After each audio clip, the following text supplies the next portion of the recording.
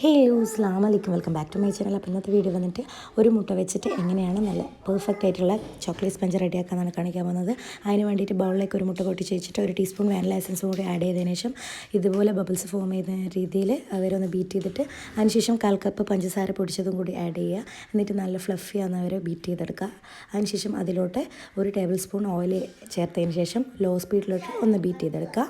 അധികം മിക്സ് ആക്കരുത്. അതിനുശേഷം നമ്മൾ ഡ്രൈ ഇൻഗ്രീഡിയൻസ് ഇട്ടിട്ട് നല്ലോണം ഒന്ന് ഫോൾഡ് ചെയ്തെടുക്കുക. ഡ്രൈ ഇൻഗ്രീഡിയൻസ് എന്ന് പറയുന്ന മെഷർമെൻറ്റും കാര്യങ്ങളൊക്കെ ഞാൻ പറഞ്ഞു തരാം. 1/4 കപ്പിൽ ഒരു tablespoon cocoa powder add ചെയ്ത് ബാക്കി ഭാഗങ്ങളൊക്കെ മൈദ ഫില്ല് ചെയ്ത് കൊടുക്കുക. അതിനുശേഷം ഒരു 1/4 ടീസ്പൂൺ ബേക്കിംഗ് പൗഡറും കൂടി മിക്സ് ചെയ്തതിന് ശേഷം അരിച്ച് മാറ്റി വെക്കുക. അതാണ് ഡ്രൈ ഇൻഗ്രീഡിയൻസ് എന്ന് പറയുന്നത്. അപ്പോൾ നമ്മുടെ ബാറ്ററി ഇവിടെ തയ്യാറായിട്ടുണ്ട്.